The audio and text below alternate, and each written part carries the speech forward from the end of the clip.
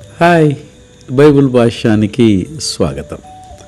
బైబిల్లో యాకోబు యొక్క ఒక పితృస్వామ్యుడు, ఇస్సాకు మరియు రెబెకా గార్ల యొక్క కుమారుడు మరియు అబ్రహాం గారి యొక్క మనమడు.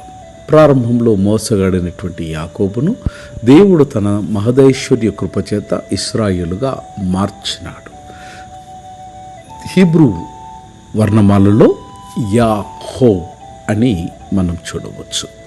యాకోబ్ అన్నటువంటి ఇటు అక్షరమాలలో మూల పదమైనటువంటి అఖేవ్ నుండి హీబ్రూ పదమైనటువంటి యాకోబ్ రూపకల్పన తీసుకుంది.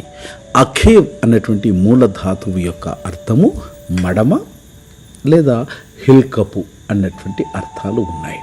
ఈ అఖేవ్ లేదా యాకోబ్ అన్నటువంటి హీబ్రూ పదం యొక్క క్రియ సంబంధమైనటువంటి పదం అఖబ్ నుంచి అఖేవ్ నుంచి యాకోబ్ అన్న పదం ప్రాణం పోసుకున్నది. క్రియ సంబంధమైనటువంటి అఖవ్ అన్న పదం యొక్క అర్థము తరుముట, దొంగిలించుట, మోసము చేయుట లేదా మార్చిపెట్టుట అన్నది దీని యొక్క అర్థం.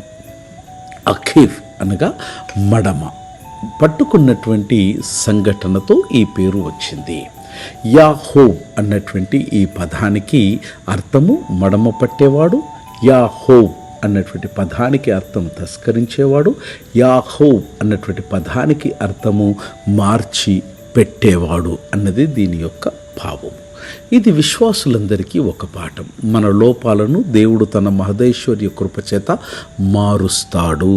మిత్రమా, మన పాత వ్యక్తిత్వం నుండి ఆయన నూతనమైన సృష్టిని చేయగలుగుతాడు. అఖేవ్ లేదా మడమ ఇది శరీరములో చాలా తక్కువ స్థాయి భాగమని ఇది వినయాన్ని సూచిస్తూ ఉంది. ఆదికాండం 3వ అధ్యాయం 15వ వచనములో సర్పము స్త్రీ సంతానపు యొక్క మడమను గాయపరుస్తుంది, కానీ ఆ సంతానము సర్పపు యొక్క తలపై త్రొక్కును. యాకోబు పేరు ఈ విమోచన యోజనతో అనుసంధానమై ఉన్నది. ఇది విశ్వాసులందరికీ ఒక పాఠము. మిత్రమా, మన లోపాలను దేవుడు తన కృపచేత మారుస్తాడు. పాత వ్యక్తిత్వం నుండి నూతనమైనటువంటి సృష్టిని చేయగలుగుతాడు. మూలం నీ విధేయత, నీ విశ్వాసం. మిత్రమా, దేవుని యందు విధేయతను అగుపరచుము, దేవుని యందు విశ్వాసమును కనపరచుము.